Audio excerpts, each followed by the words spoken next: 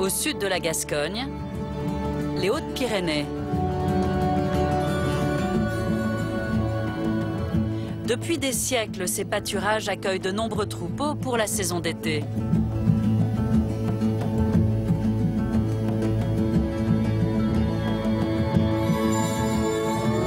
La pratique de l'estive est aujourd'hui en plein renouveau. Les éleveurs sont de plus en plus nombreux à conduire leurs troupeaux l'été en montagne. Certains viennent même de très loin pour faire profiter leurs bêtes de ces pâturages.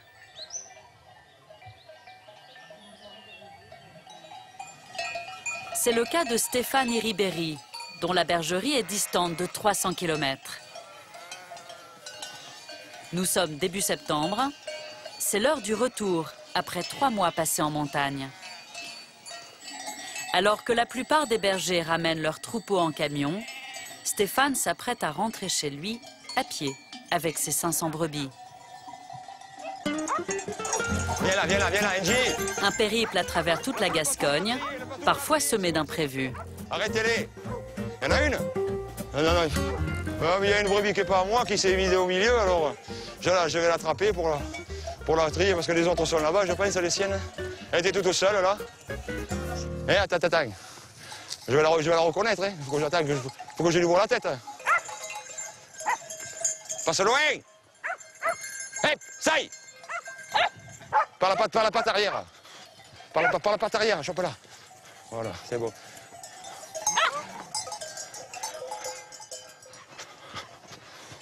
Allez-y, je vous rattrape. Stéphane est un berger atypique. Cet ancien réparateur de télévision a quitté le Pays Basque à 30 ans pour créer un élevage de brebis en Gironde. Il s'est alors lancé dans les transhumances sans aucune connaissance pratique. Et la première fois que je suis parti en montagne, oui, ça a été l'aventure. Parce que je ne connaissais pas la montagne, les brebis non plus n'y étaient pas habitués, ça a été une année très difficile. Mais bon, j'ai persévéré, je ne me suis pas découragé, et puis voilà, maintenant ça fait 22 ans que j'y monte. Enfin, c'est magique, quoi, hein, des endroits comme ça.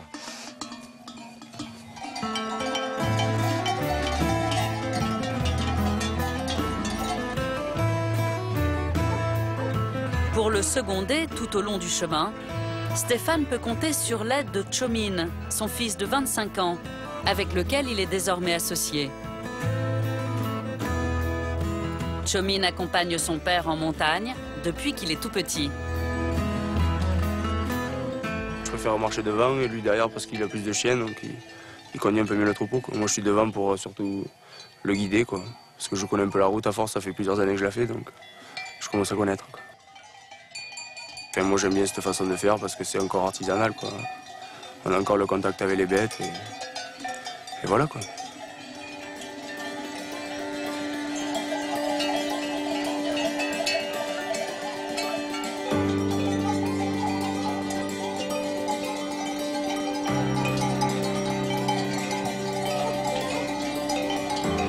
Après 5 heures de marche sur les sentiers de montagne, moutons et bergers font une pause sur le plateau de La Houlette à 1200 mètres d'altitude.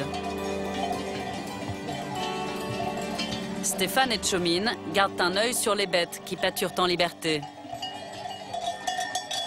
Elles ont leur habitude, elles viennent ici qu'une fois par an, un après-midi, mais elles font toujours pareil. Elles vont remonter là-haut, puis tu vas voir, elles vont se coucher devant la cabane. Tchomin a hérité de son père l'amour de la vie de berger en montagne. À partir de 7-8 ans jusqu'à 14-15 ans, je restais 3/4 de l'été avec lui. Ouais. Il me suivait, hein, bon, ça s'est bien passé. Bon, on a fait quelques parties de billes, il fallait en faire, hein, des parties de cartes. Mais bon, il était libre de faire ce qu'il voulait. Quand il a fini, quand il est sorti du lycée, il était jeune. C'est même moi qui lui ai dit au début, à 18 ans, il vaut mieux que tu ailles un peu travailler avant de s'installer tête baissée. Oh, il y en a qui me disent que je suis fou aussi. Hein. Ah ben, déjà, quand ils voient mon père travailler, ils se disent, ils ne voient pas un berger comme ça, quoi. Parce qu'eux, ils consacrent du temps à la famille, et ils partent en vacances un peu et tout, mais enfin, moi je leur ai dit, voilà, chacun son truc, quoi.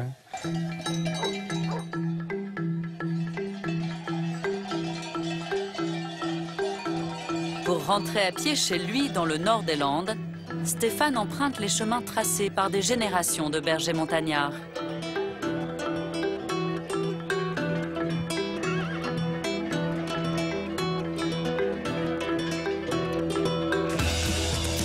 Pendant des siècles, ces éleveurs descendaient des Pyrénées en automne pour aller aux confins de la Gironde, faire paître leurs troupeaux dans les vignes du Bordelais.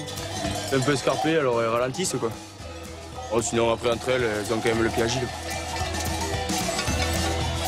En chemin, les bergers vendaient agneaux, laine et fromage dans les bourgades traversées.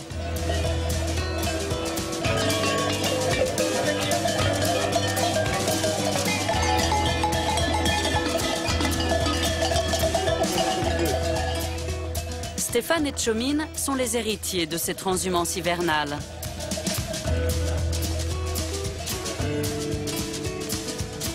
À l'arrivée du sentier de montagne, après 4 jours de voyage, Saint-Pé-de-Bigorre est la première étape villageoise de la transhumance.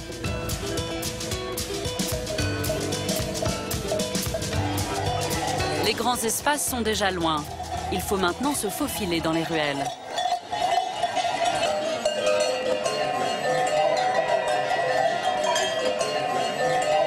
On arrive à la ville. Bon, c'est encore des petites villes. C'est pas... Ici, comme dans tous les villages qu'elle traverse, la transhumance est un véritable événement. Ça va, chef, et toi? Comment tu vas? Ça va, et toi, ta santé? Ça va, impeccable. Ça va? T'en es impeccable. Et vous allez où, à Langon, là, non? À 20 km avant Langon, à côté de Bassas. Après des mois de solitude, pour Stéphane, c'est le choc du retour. Ça fait plaisir, ça fait chaud au cœur. Ça fait un peu bizarre, mais bon, c'est bien. Ici, à Saint-Pé-de-Bigorre, un grand pique-nique est organisé chaque année pour accueillir le troupeau. Enfin, tout le monde nous attendait ici, et là, on monte tous ensemble jusqu'au plateau, au-dessus, pour aller passer un bon petit moment, quoi.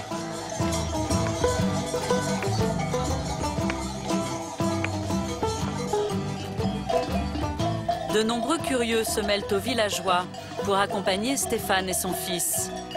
Et à l'arrivée sur le plateau, une bonne surprise attend Tchomine.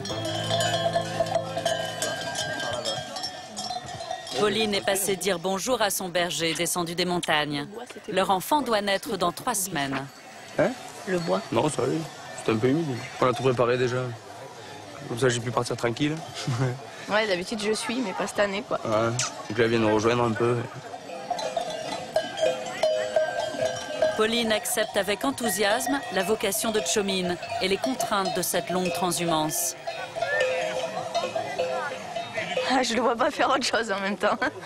Non, si, il est bien dedans et j'espère bien qu'il va continuer et qu'il va continuer à perpétrer la tradition. Après, j'aimerais bien lui donner un coup de main, pouvoir grossir le troupeau, faire plein de choses s'il a besoin. Après... Écoutez, on serait peut-être encore plus ensemble. Voilà. Il est déjà temps de repartir, car une très longue route attend maintenant le troupeau. La bergerie de Stéphane se trouve à l'autre bout de la Gascogne, à 80 km au sud-est de Bordeaux.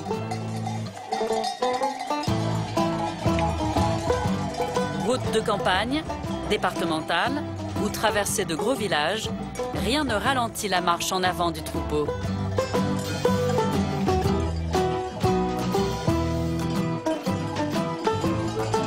La route de la transhumance va traverser 6 départements en 3 semaines de marche. Au sous-bois succèdent les champs de maïs du Béarn. À raison de 5 heures de marche par jour, la route est longue et les encouragements sont les bienvenus. Ça va être sympa de savoir que vous allez perpétrer la tradition. familial. Il y a mon fils devant, parce que là, sur 450 brebis, il y en a 250 à moi et 200 à lui. Il est installé depuis le début de l'année. Le grand en bleu devant. Oui. Un peu plus tard, à la croisée des chemins, la transhumance offre un contraste étonnant.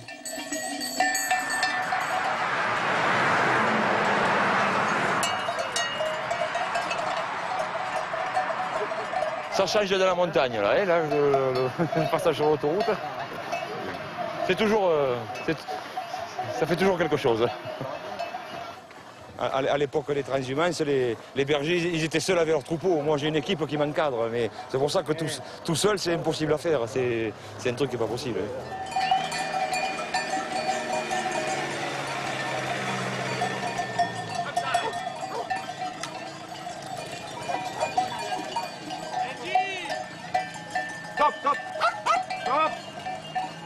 Tout au long de la route, Stéphane a des amis qui l'aident à guider le troupeau.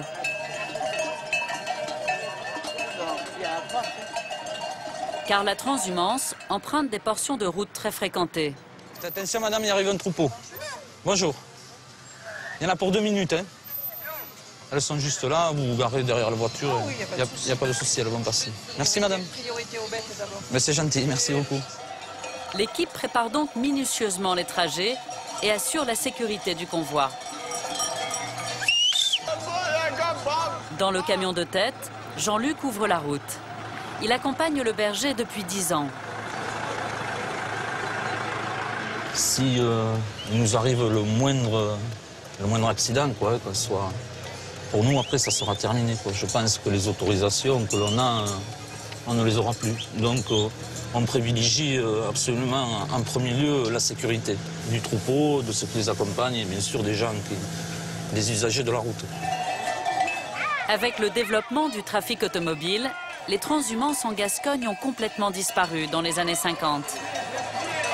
Il y a eu des accidents sur la route, notamment, si je me souviens bien, du côté de Bagnères, où il y a eu des morts, dans le troupeau et les conducteurs des véhicules. Et depuis, je fais attention parce qu'il arrive une voiture, et depuis, les transhumances à pied ont été interdites. Voilà, il y a des gens qui comprennent. C'est une autorisation exceptionnelle qui permet aujourd'hui à la transhumance d'exister. Merci.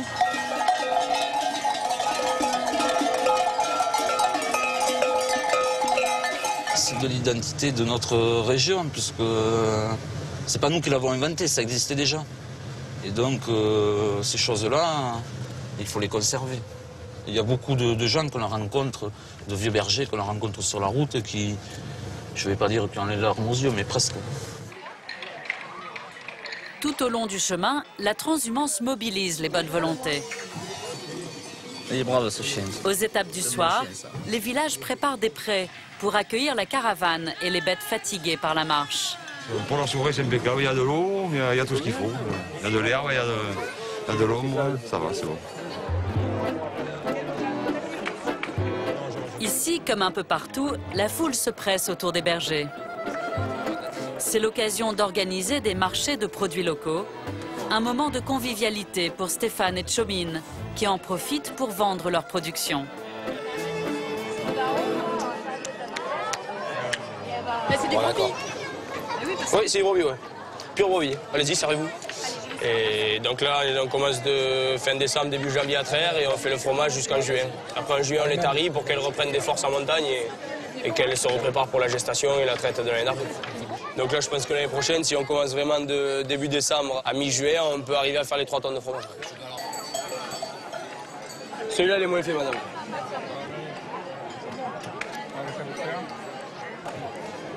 C'est la 2e année ou la 3e année que nous venons. Voilà. Tous les ans, on se replonge dans le contexte. On trouve ça très, très intéressant. De connaître les lieux, de connaître la vie des gens, voilà, la vie de ce berger, la vie, ça nous remet un peu les pieds sur terre. Là, on vend quasiment 80% de la production là, en 3 semaines en rentrant jusqu'à chez nous. Et c'est sympa quand même de voir du monde qui vient nous parler, savoir comment on le fait. Donc moi, ça m'intéresse. J'aime bien faire ce moment aussi. Après la marche, certes, on est un peu fatigué, mais il faut quand même le faire. Et on fait ça avec plaisir, quoi.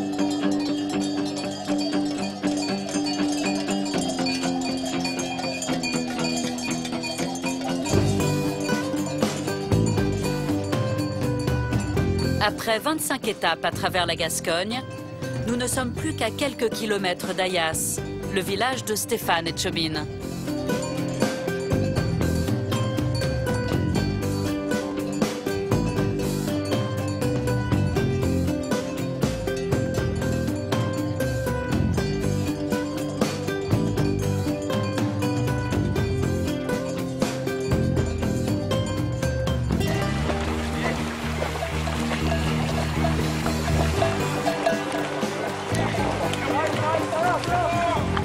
L'eau, elles aiment pas trop non plus, alors là, il faut qu'elles traversent, alors il faut que les premières passent, et puis après, ça va aller, quoi. Allez!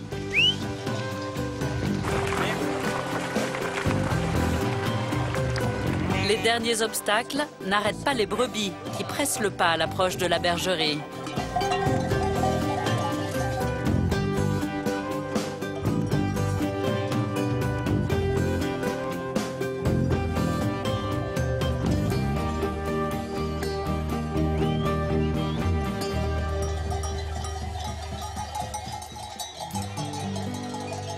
C'est bientôt l'arrivée et une foule de curieuses et de fidèles accompagne le troupeau. Tous les ans, on passe là. Notre parcours, on le fait là tous les ans, si on sait qu'ils sont là. Vous voyez, à 100 mètres près, on les rencontre toujours au même endroit. Depuis le temps que je voulais le faire, moi, Stéphane, je voulais le rencontrer, c'était bon truc. Puis après, pour les enfants, c'était beau, c'est super. Ouais, les brebis, elles adorent les glands. Un succès auquel Stéphane ne s'attendait pas quand il a commencé. Moi, au départ, c'était avoir un troupeau de brebis. Et après, bon, la montagne est venue se greffer dessus, l'estive. Et une fois que j'ai estivé en camion, après j'ai dit pourquoi ne pas le faire à pied. Bon, ça a été une galère pour monter, pour commencer, quoi. Mais bon, maintenant, on est parti, on est rodé. Alors, tant qu'on aura les autorisations, on continuera. Angie! Voilà, ça y est, on rentre chez nous. On a passé le panneau. Et donc là, on va retrouver tous les amis, les proches. Voilà, avec un petit air de nostalgie quand même d'avoir quitté la transhumance. Et bon, on le refera l'année prochaine.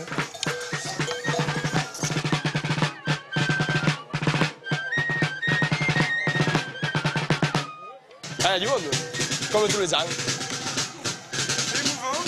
Ah, mais ça fait quelque chose quand même, de rentrer chez soi et de voir qu'il y a autant de monde qui suit cette tradition, c'est sympa, moi j'aime bien.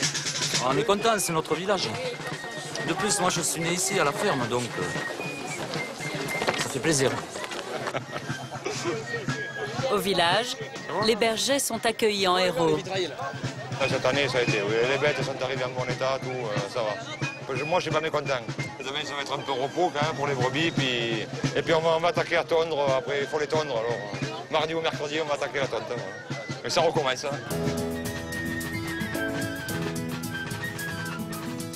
L'année prochaine, Tchomine et Stéphane reprendront la route pour conduire une nouvelle fois leur troupeau à travers les terres de Gascogne.